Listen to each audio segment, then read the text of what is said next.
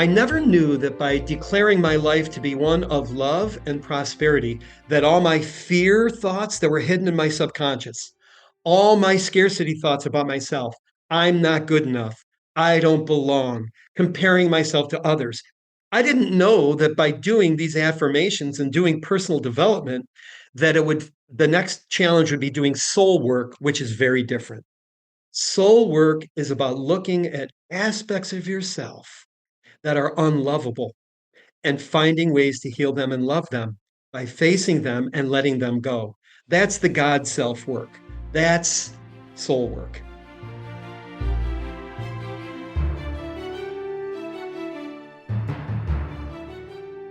Welcome to the MINDTRX podcast with breakthrough ideas to live your best life possible and how to make it happen. I'm Paul Scheele, and today we will be joined by Steve D'Annunzio. Steve D'Annunzio is a life coach and spiritual teacher who helps people access their higher self so they can live more joyful, productive lives. Using prosperity principles, mindfulness training, sacred sound, personal mentoring, spiritual maps, caring questions, and an insatiable love of people, he helps people co-create a path to live their soul purpose.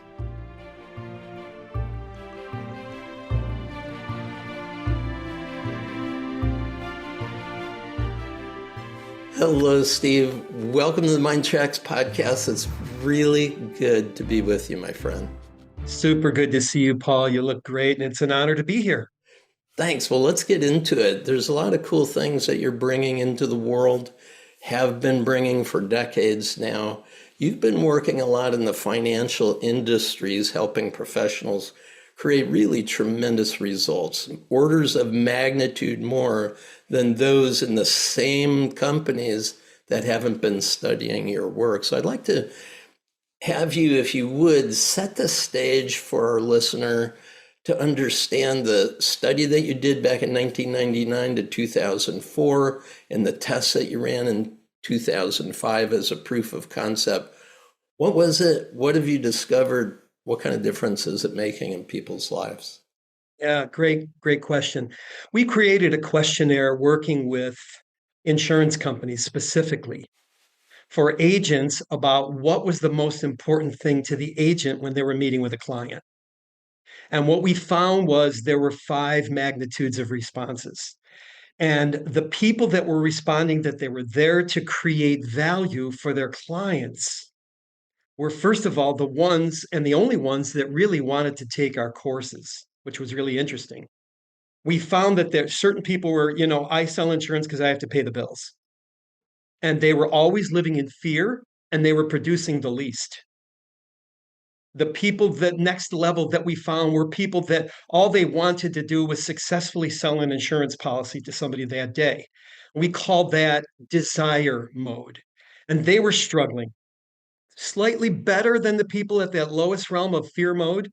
And interestingly, all the people in what we called fear mode, which were what we would call level 1 leaders, like they weren't really leading in any way and they were struggling. They were only like what I call a situational leader. If the situation required them to make a powerful decision, they would, but they would not be proactive. They would only be reactive. They would wait till they needed to do something, and only at the last minute would they do it.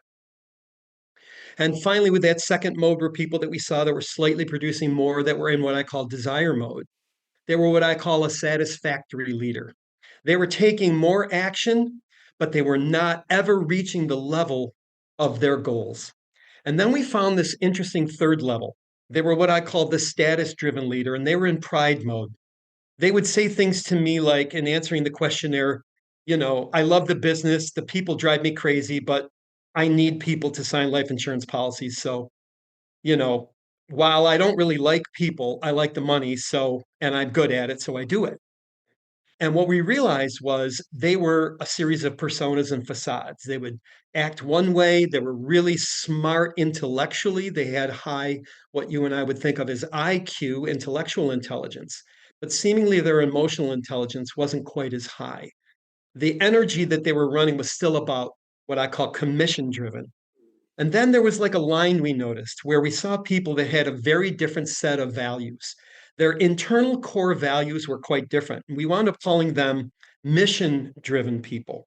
And what they would do was allow their core values to direct their behavior, especially in times of challenge, conflict, or upset. So they didn't have to have, and none of them had integrity as a core value. They didn't have to. They were already integrous. Their Mm. core values were listening, treating people right, honesty, authenticity, success, prosperity, abundance. So it's interesting. Whenever they had a challenge, they would default to their core values. And then we saw a very unique group of people. I would say 0.001%. I maybe met two or three out of the thousands of people I was working with, and I would call them love driven. Now, when I talk about love, Paul, I'm not talking about love as an emotion. I'm talking about love as a choice and a way of being in the world. My definition of love is two ways. One is internal, which is choosing to be the greatest expression of your higher self, what I call the creator self or the God self. The other version that I used with them was that they created massive value for their clients. And the LOVE acronym was leaving others valuable experiences. LOVE. They were there solely to listen to their client, ask great questions, and then create massive value according to what the client wanted. That was the big distinction in those five modes. So, Now, those five modes, over these decades that you've been playing with it, mhm, you have seen across society, not just across industry, but that people in general are operating out of one of these five modes as an yes, ongoing lifestyle or yes, ongoing, I guess you would call it a paradigm, mindset, it, a way of being in the yes, world. yes, exactly right. What I noticed was it was not endemic only to that industry, Right. but actually all walks of life. What I began to see was that fear driven people see the world as a battlefield and they're out there constantly fighting, fighting, fighting. And that puts them back here in the reptilian brain. People in desire mode always want, want, want more. But Mm. unfortunately, because of the law of sympathetic resonance in physics that says like attracts like, that degree of wanting keeps them in the mammalian brain. The limbic or midbrain does not allow them to access their frontal cortex, their inner genius. Right? Buckminster Fuller said everybody's born a genius, but few of us allow ourselves to actually access it because we never leave these lower modes. And what I also found was that the people in mission and love mode began really teaching me what I needed to write in the current course that we teach. Oh, And nice. that's what the five capital resources are. And of course, I teach that in this new book, Soul Purpose Meditations. Very cool. And you make, after your study and you began producing this program, you then wrote the book, The Prosperity Paradigm. So could Right. you contrast the scarcity paradigm Yeah. from the prosperity paradigm and explain also to our listener what the term paradigm means in case they're not absolutely clear? Yeah. Paradigm is a set of worldview belief systems that direct our lives. What we have discovered is that human beings have a series of beliefs that are put in by first their parents or caregivers, then their teachers in early elementary school, middle school, high school, college, and then the social fabric of society, magazines, podcasts, radio, internet, um, and then work friends, workmates. We are other created beings. The beliefs that we have are rarely chosen originally by ourselves. Well, for sure, we're born into the world utterly helpless. We can't really take care of ourselves. And we have to be likable enough to our caregivers. So we have to conform to a certain extent, right? Correct. And therefore, we have these three brains in our head: the fear brain, fight or flight, the reptilian brain, the amygdala, the mammalian brain, which is want or worry, and what I call the logical brain, the executive brain, which is really about learn, logic, and then love. But very few of us realize that we are being directed by the scarcity program of our society, because the great truth is scarcity is a reality in the physical world. The only place that prosperity exists is through a conscious choice in our mind. And that's why I think MINDTRX is such an amazing opportunity for people to listen to, because you can literally help people morally and legally and spiritually change your mind in a positive way, which is really the essence of what I do. The first thing we do in our course was I noticed a very different mindset in the mission and love driven people. And those agents and those CEOs that were running these extraordinary companies were teaching me the mindset. And we developed a course around the first capital resource, which is helping people shift from fear and scarcity in the scarcity paradigm we are all born with. Yeah. Not because we're bad or anybody did anything wrong, because we're human. Into the prosperity paradigm, which must be chosen. And I make a big distinction, Paul, in the prosperity paradigm of three essential distinctions. The first is that we love people and use money. In the scarcity paradigm, we love money and use people. In the prosperity paradigm, we make a conscious decision to feel the fear and yet create value anyway, meaning choosing love over fear. Huge distinction, really important. Once we're in fear, our brain chemistry shuts down. We disconnect left and right brain. We move out of our genius brain back into our fear brain, and all we can do is fight. And so this is the quandary of being human, is that in evolution, the reptilian brain was not replaced by the prefrontal cortex or the executive brain, but rather the executive brain was added to it. So we're almost like a rickshaw with a jet engine, you know? A 5-layer cake for sure. Right. And Right. yeah, and at the core of it, which is what happens, we downregulate when something catastrophic happens into those lower brain centers. And it does require a conscious choice to move up the ladder of energy into those parts of our brain that can see the big picture, can connect with the true abundance that the universe Yes. naturally is. So you talk about something called prosperity economics, this idea of the Mm-hmm. velocity of value. And I Yeah. love the way you place the value of people and love, and that money is a result of a Right. way of operating in the world. Could you say a little bit more about this velocity of value concept? Yeah. So the third distinction that I said, we made three important distinctions. I made the first and second. The third is that people are assets. So in the scarcity paradigm, money is the primary asset and the most important thing in the world. But in fact, and we now have really good evidence of this from the Harvard research study written in the book, The Good Life, that just came out in January of 2023, that people, the key to the good life is great relationships.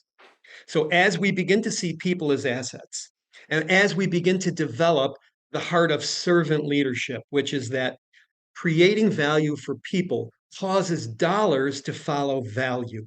Mm, So the more value we can create for other people, we start to create what I call compound interest. Now, it's not only an economics term where you might put money in the stock market and it builds over time. That's what most people think compound interest is. When you understand that money is actually the fifth asset, the fifth most important asset, the most important asset is your mind. Everything is being processed through your beliefs, and we're all born with scarcity and fear beliefs.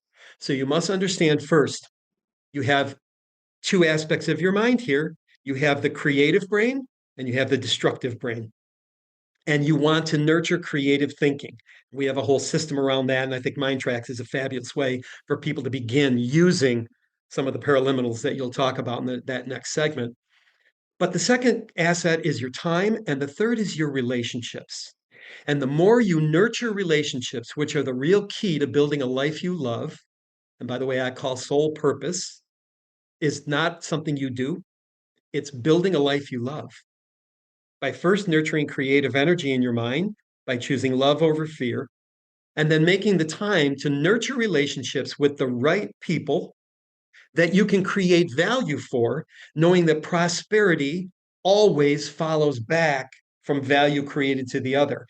And as we continue to build networks of good people, for instance, you and I met in a network of 150 people that we meet twice a year, typically.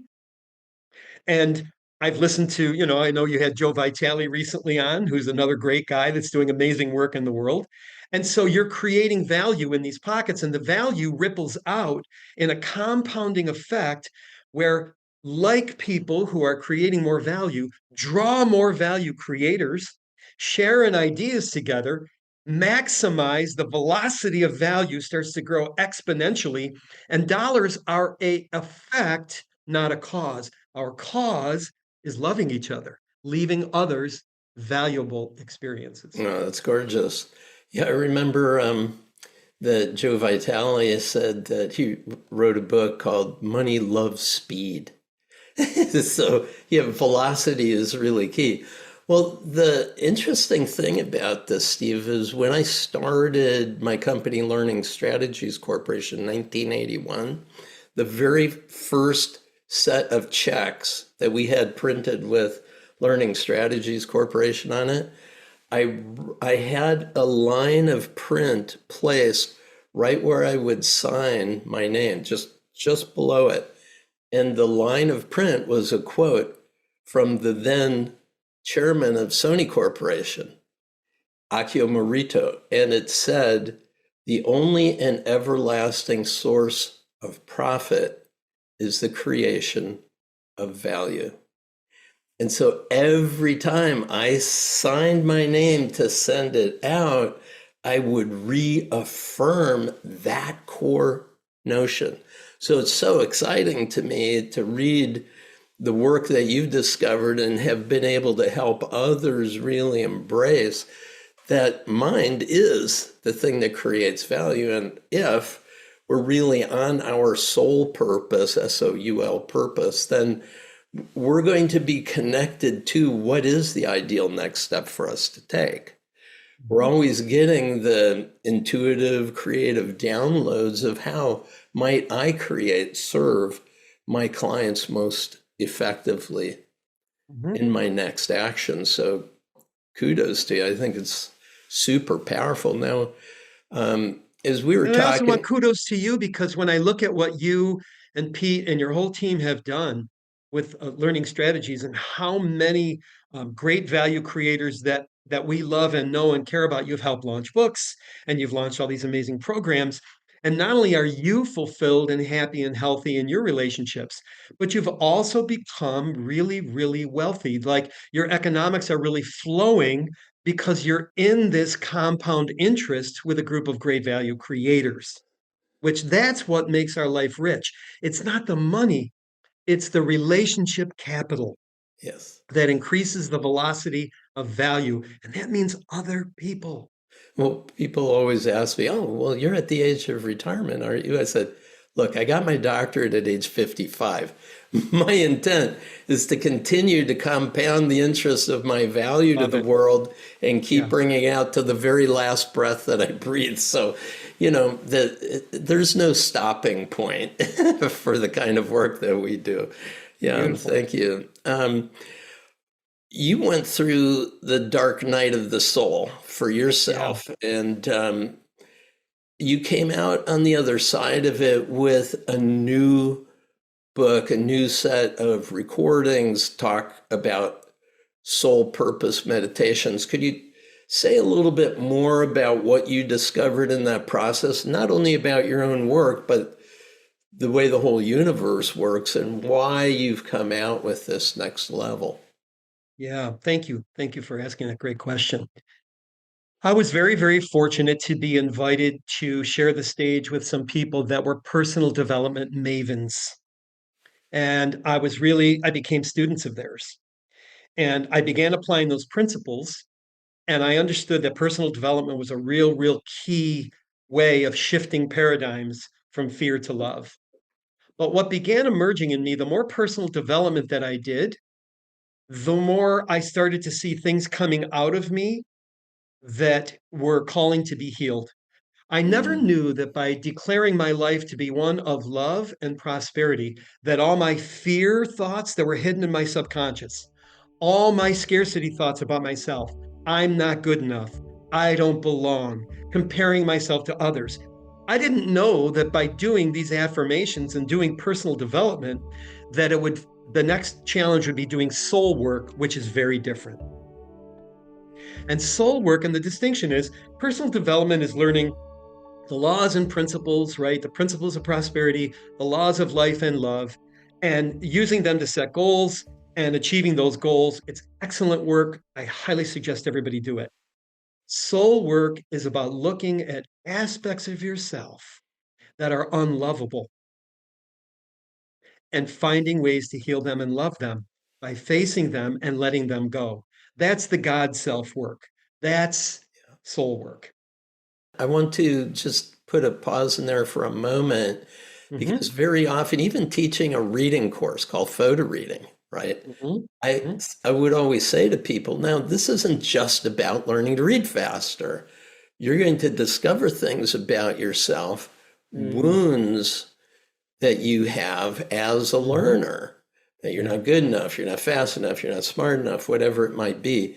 I can't do your healing work, but the context of this training program will give you the opportunity to do that. It sounds to me like that's what you're making the distinction of. The healing work is healing those repressed, denied, rejected parts of ourselves that we don't want to face, we don't want to look at, allowing it to come up for the purpose of cleansing, releasing, and empowering, because there's gold in that. There's a lot Yes. of important resource in those parts of us that we have been denying. Yes. Exactly right. Exactly right. And so deciding my life was worth a deeper dive.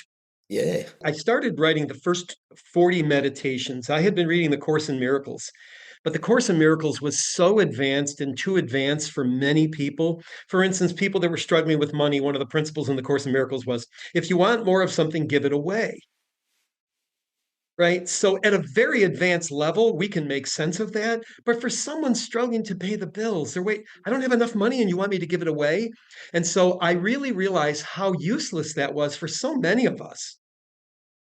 And so I began writing, contextualizing things. I was writing these meditations, meeting my clients where they were, and writing to them about looking at their fear and teaching them how to access their creator self, how to access love within them. And simultaneously, as I was writing these meditations and doing them, all my fears began to come out. As I was writing about prosperity, all my scarcity programs came out. And all of a sudden, I began having marital problems. And I wound up going through a divorce and deciding my life was worth a deeper dive. And listeners, you are the gift here. You are the star of the show.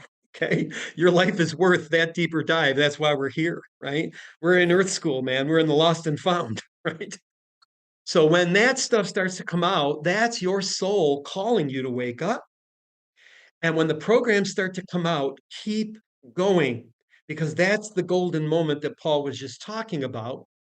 And if you use soul purpose meditations, it will tell you how to walk through them day by day. So I began writing these first 40, sent it to 108 students, and they're telling me, you've got to write these next 40. Well, simultaneously with me doing them, I began going through all this soul work, going through a divorce. I began writing the next 40 and burdened by my business, parental, personal responsibilities, I let it go and came back to it only 5 years ago, 5 years after the divorce.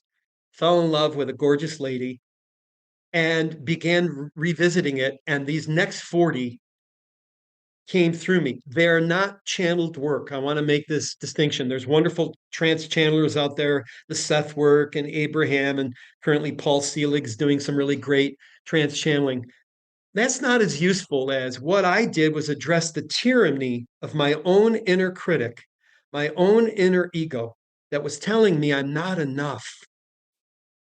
and kept going beyond it to find this inner creator, what I would think of as the voice of the divine. In Christianity, they call it the Holy Spirit. In Buddhism, they call it Buddhi. In Hinduism, they call it the Atman, the inner God self, the inner life force energy. And once I was able to really hear that and listen, these came through pretty clearly. And I would humbly submit that anybody really looking to build a life you love would get great value out of soul purpose meditations, which are a spiritual philosophy of love driven leadership. Nice. And that love-driven leadership, I want to also emphasize from the earlier points that you were making, is that step beyond mission-driven. So it is the fifth and highest level.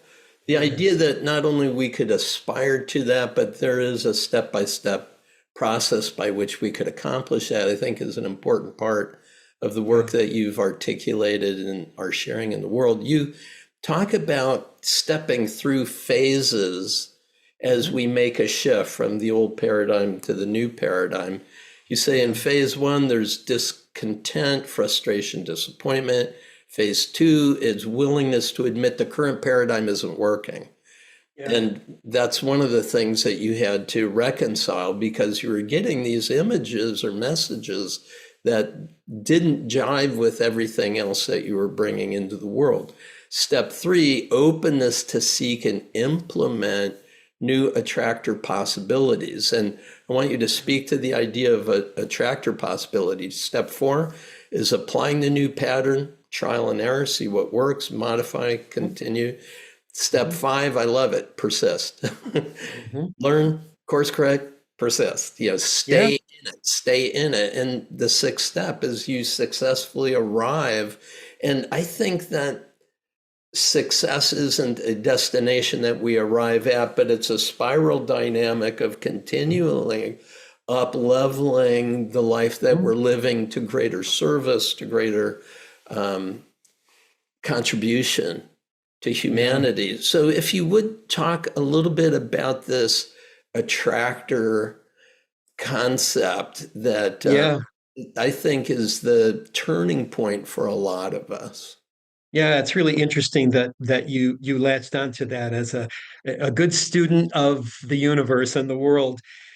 Everything. So when Big Blue came in, and we're now seeing this in AI too. Big Blue was the original IBM computer that could do calculations that no human could do or team of humans could do, and literally millions of calculations per second. And the entire human story was originally loaded into it, thinking that nothing would come out, that it would be stochastic data that was not, wouldn't show a pattern. But interestingly, a pattern came out, which is that everything, all books, all matter, all movies, all foods, all thoughts, all beliefs fall into a yin yang category of life: that which affirms life, that which destroys life.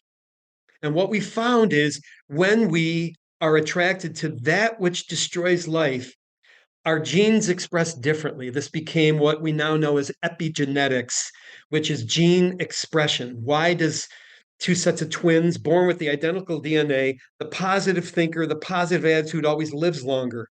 We know that thought creates things and thought affects form. And so these two attractor patterns in life, what we would call weak force attractors, that which is humanity minus, that which destroys life. And then we have what are called strong force attractors, that which is humanity plus. Like the learning strategies company is humanity plus, so it's experiencing this great abundance. Well, we must remember that abundance is an effect. In a world of cause and effect, the cause is the prosperity paradigm, which is a set of beliefs based on serving value to another human being.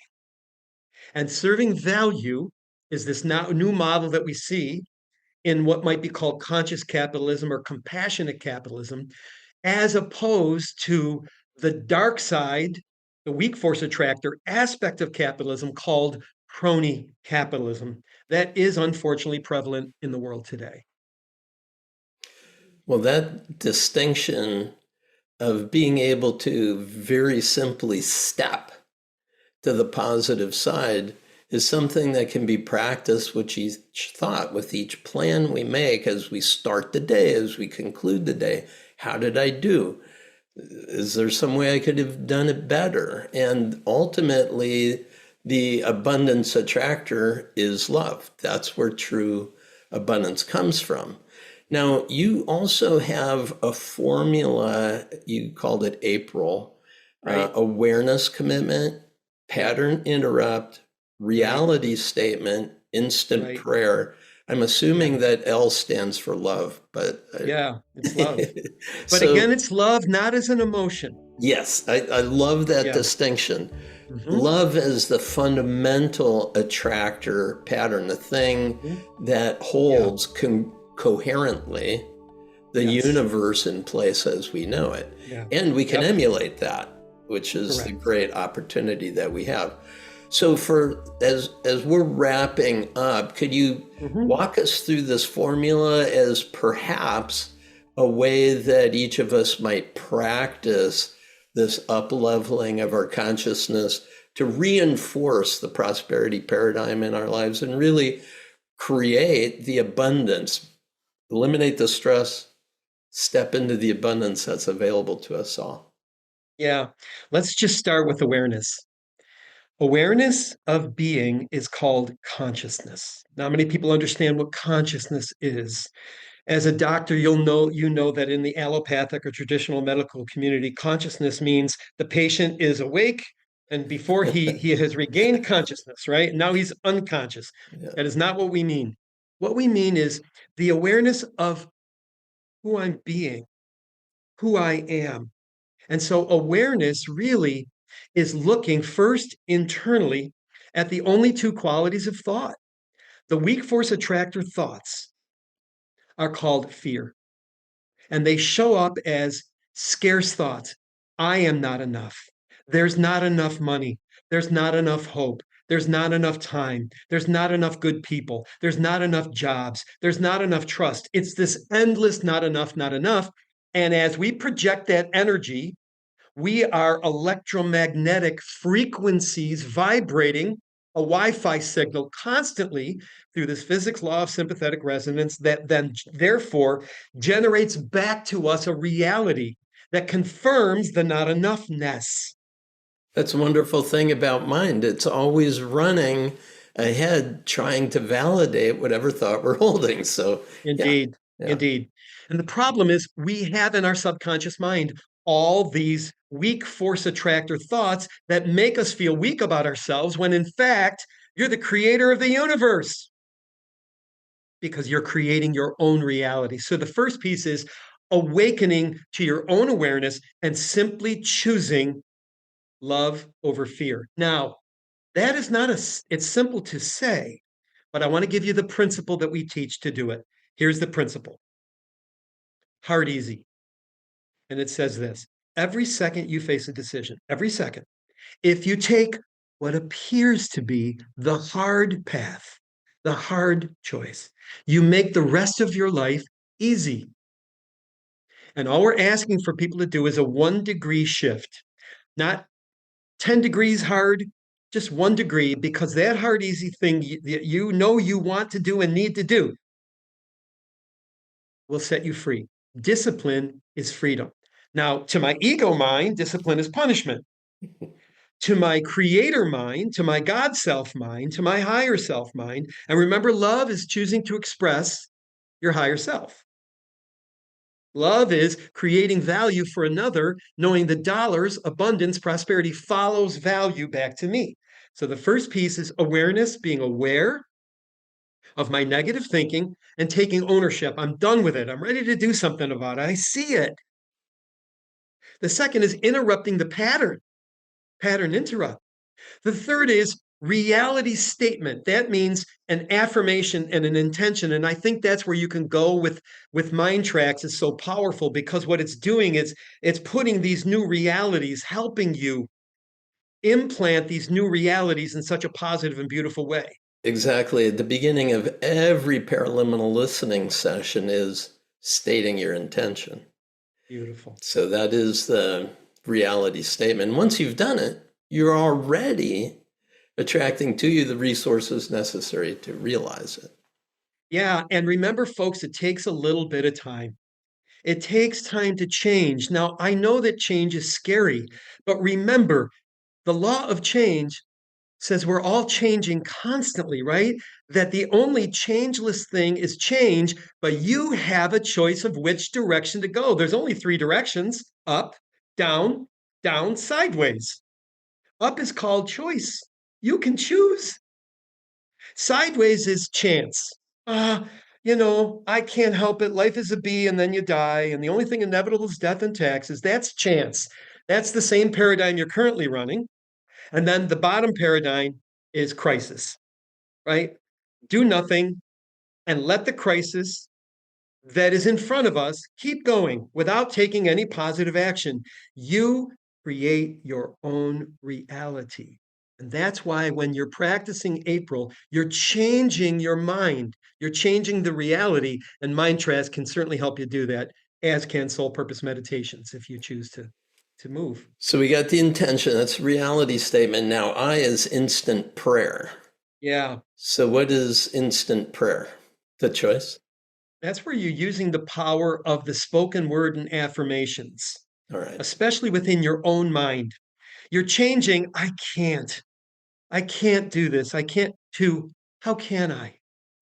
The universe is this incredibly orderly place that when you ask it a question in a sincere, what I call a heart's prayer, is simply dropping from the head to the heart. The heart is an organ of spiritual perception. So I don't want to talk about the heart just as the blood pumping heart, which obviously is clearly important, but it's the nexus of the cross between the outer world and the inner world, right? So when you go into the heart, you're really saying things like, how can I? What would love do now? If love were in the room right now, directing me how to think, what is the most disciplined thing that I could do? What is the thing that I could do that I normally may not do? And only one single, simple, doable thing. Here's my list of things I don't like. What am I going to do about it? Let me take the one and let me just do one thing. What would love have me do to solve that one thing?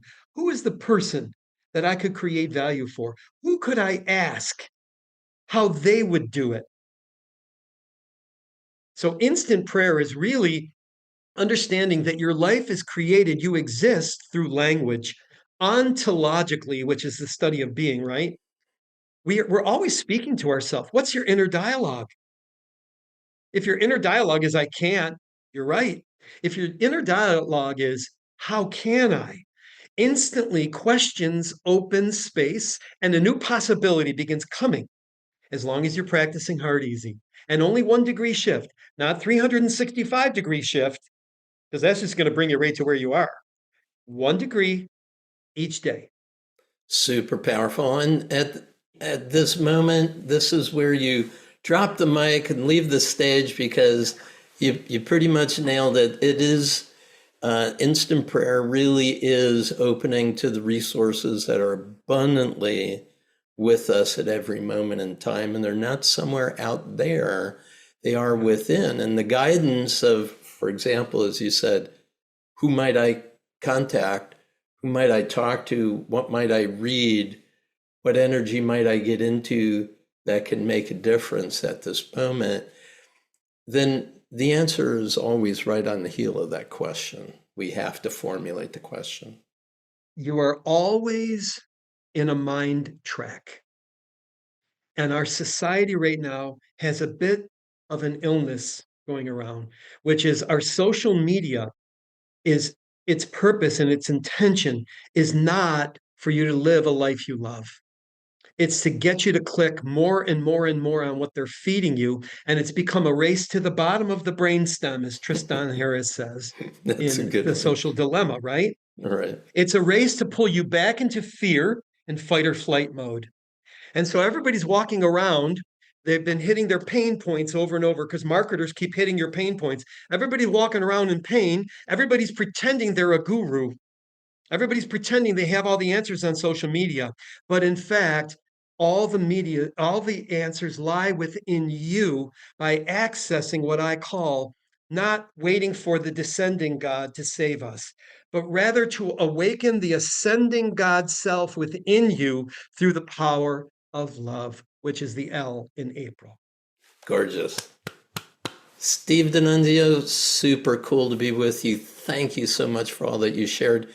This is one, I have to say, as a listener, you're probably going to want to put it in slow-mo and go through it because some of the gems that you dropped on us are years of study and brilliantly presented. Thank you so much for being here. Paul, I so appreciate you. Send my love to Libby and to all you listeners out there. Be well. You have something really special and unique happening. Keep going. You're doing great. Yay, yay. Bye for now. Bye.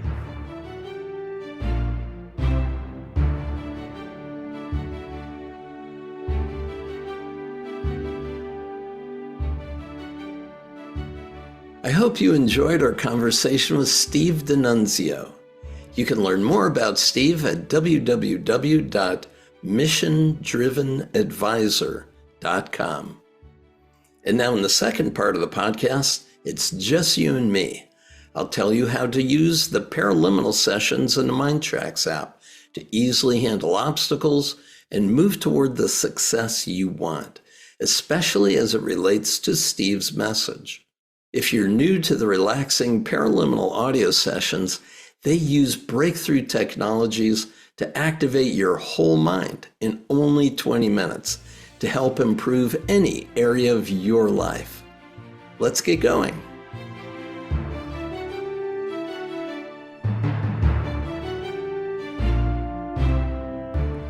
Hello and welcome to this follow-on session to my conversation with Steve D'Annunzio.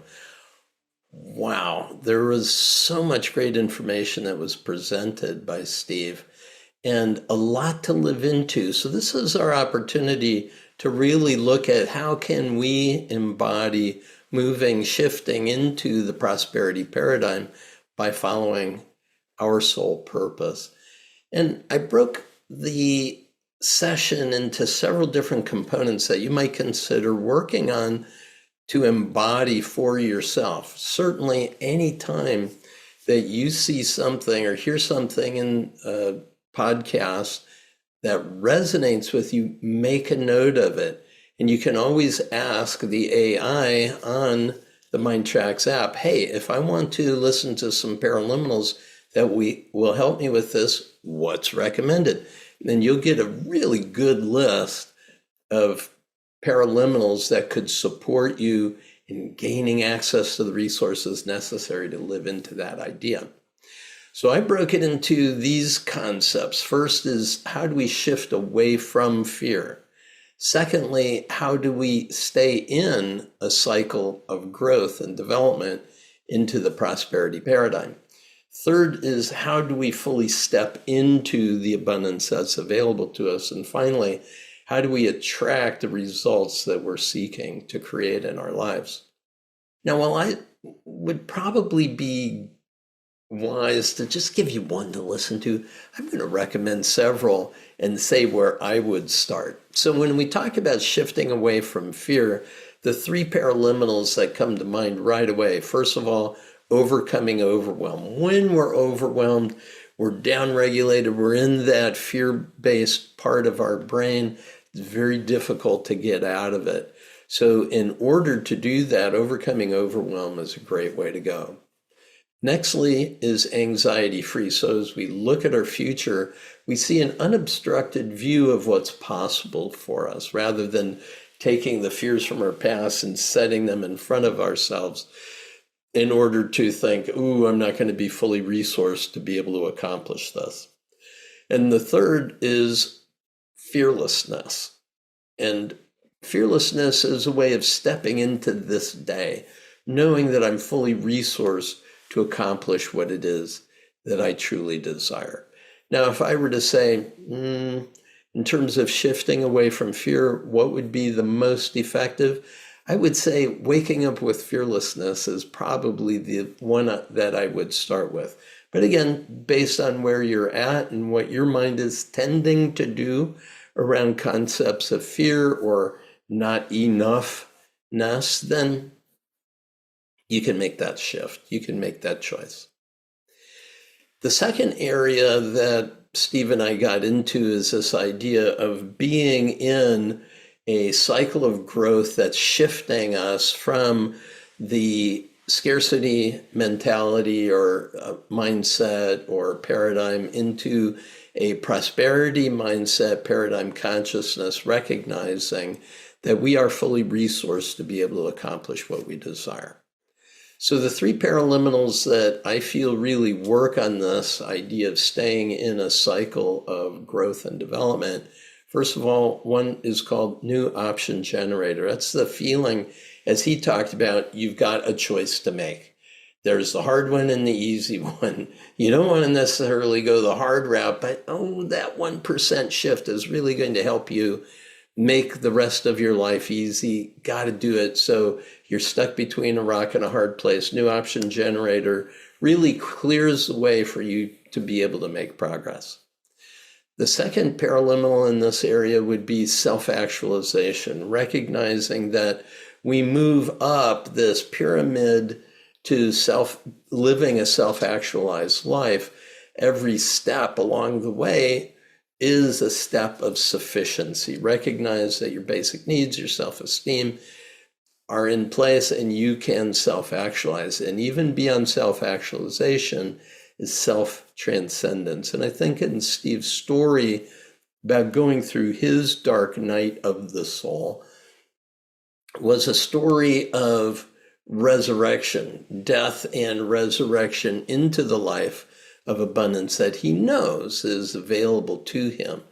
But for whatever reason, he was stuck in old patterns, not allowing that healing work to occur. And to be self-transcendent means that we go beyond our needs into the pure love, the pure light and possibility that's available to us in life. It's a great paraliminal. The third one in this area would be self-discipline. You know what it is you need to do. Let's, on a daily basis, follow as a disciple, follow that way of being that we are choosing for ourselves to live into. So self-discipline, new option generator, self-actualization, self-discipline. The one that I would recommend to start with would probably be self-actualization, because it really sets the stage of the growth cycle that you're choosing to be in. The third area is the area of stepping into abundance.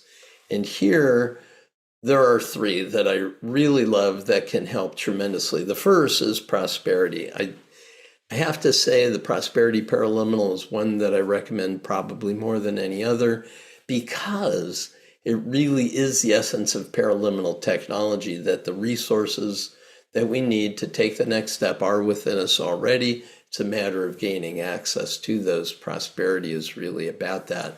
And you set your intention of what area of your life are you wanting to bring a sense of greater abundance. Whatever it is, it'll help you get there.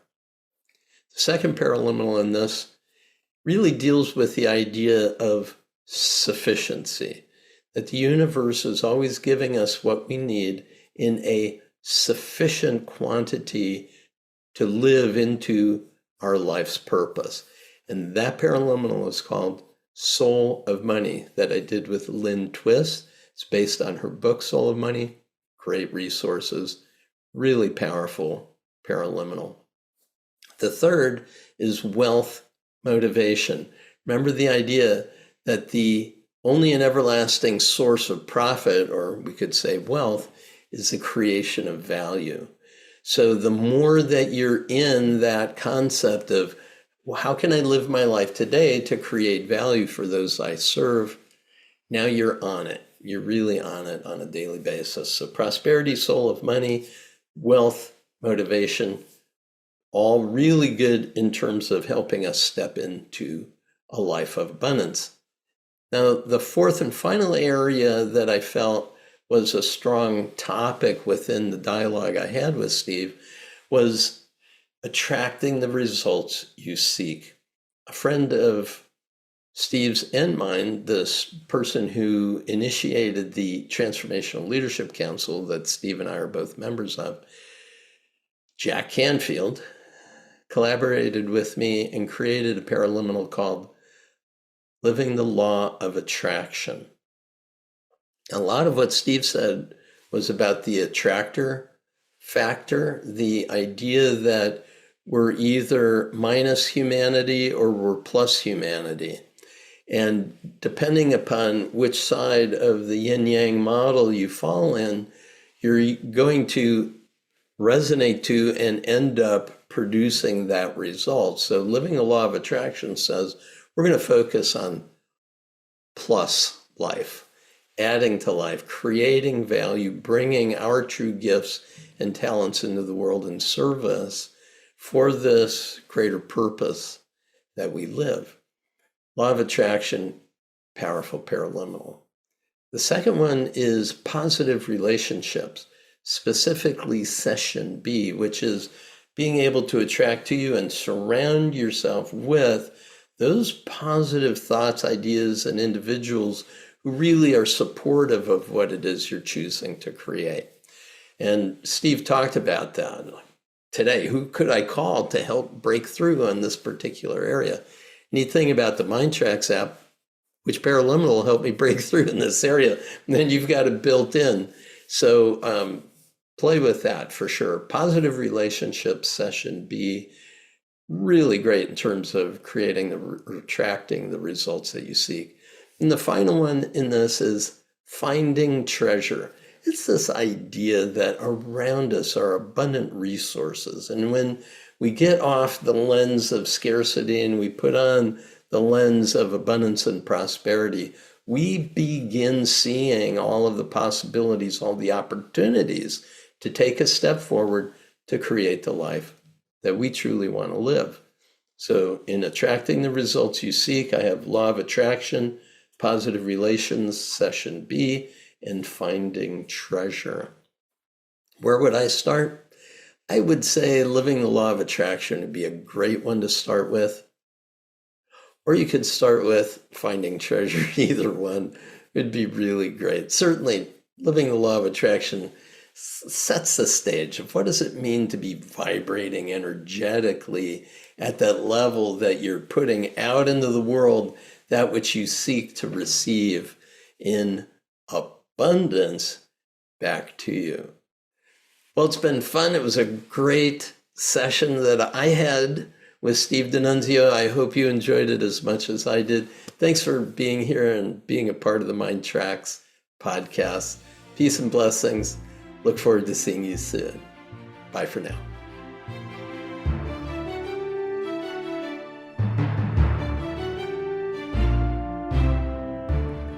Thank you for joining me today.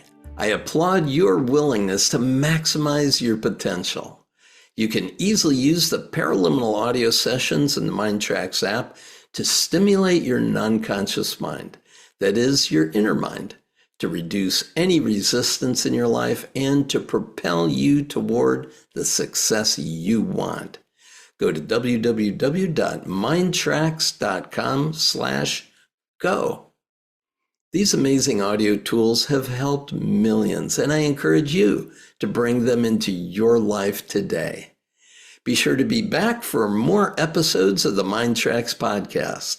You'll find insightful conversations with authors, experts, and thought leaders, all devoted to improving your life's experience. Thank you again for being here on our MINDTRX podcast.